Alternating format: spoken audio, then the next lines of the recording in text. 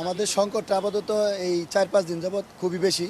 লাইনের চাপ এবং প্রেশার কম কারণে গাড়ি যেমন আমাদের একসাথে 12টা 14টা গাড়ি একসাথে বের হইতো, এখন বাড়া 4টা 5টা এরকম। কিন্তু চাপের কারণেই, প্রেশারের চাপের কম কারণেই আমাদের এই সংকটটা বেশি। এটা সমস্যাটা আসলে এখন 24 ঘন্টায় আর 24 আওয়ার্সই এরকম সমস্যাটা চলতেছে। এর আগে একটু চাপটা ধরেন রাতের 12টা 1টা বা 11টার পরে ওটা চাপটা বেশি হইতো, গাড়িও বেশি কাটতো। কিন্তু এখন অল টাইম মানে 24 আওয়ার্সই চাপ কম, গাড়ির চাপ বেশি, গ্যাসের চাপ কম। লাইন আমরা যতদূর পর্যন্ত ইনভেস্টিগেশন করছি যে আমাদের হোলি ফ্যামিলি থেকে শুরু করে বাংলা মোটর পার হয়ে ওদিকে চলে যায় না। আমরা এরকম কোনো নির্দেশনা পাই নাই যে আমাদের এই গ্যাস লাইনে বাড়বে বা কি বাড়বে না, এটা আমরা নির্দেশনা পাইনি এখনো, আমাদের কর্তৃপক্ষ এখনো পাই নাই। আমরা সামাল দিচ্ছি এই যতটুকু পারছি আর কি। হয়তো গাড়ি আসলে অনেকের আমরা দিতে পারতেছি না বা অনেকের দিচ্ছি, এরকমভাবে আমরা মানে কঠিন চাপের মধ্যে আছি। আমার সামাল দিতে খুব কঠিন হচ্ছে।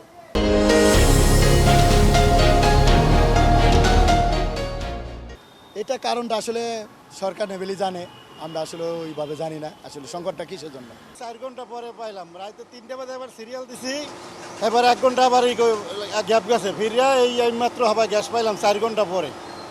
4টার থেকে 8টার পরে এই গ্যাস পাইলাম 9টা বাজে।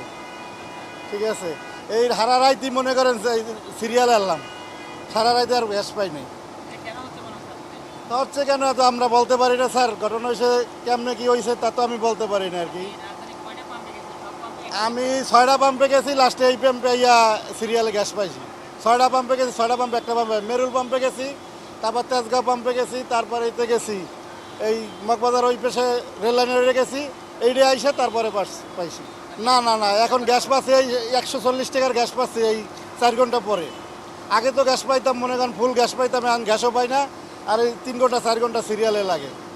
তারপর তো মনে করেন মালিকরা জমা লইয়া কম নেয় না, খুবই মানে দুর্ভোগে আছি আর কি। এটা যেন সরকার কর্তৃপক্ষ দেখে যে এইভাবে মানুষের কষ্ট হইতেছে, এটা যেন সরকার দেখে আর কি। আমি ভোর 4:30 থেকে সিরিয়ালে দাঁড়ানো, এখন বাজে বেলা 10টা, কতক্ষণ হয়েছে? 6.5 ঘন্টা। ভোগান্তিটা এতদিন ছিল না, হঠাৎ করে এই 1 সপ্তাহ ধরে মানে ভোগান্তিটা বেশি হয়ে গেছে গা। এতদিন ভোগান্তিটা ছিল না, হঠাৎ করে লাইনে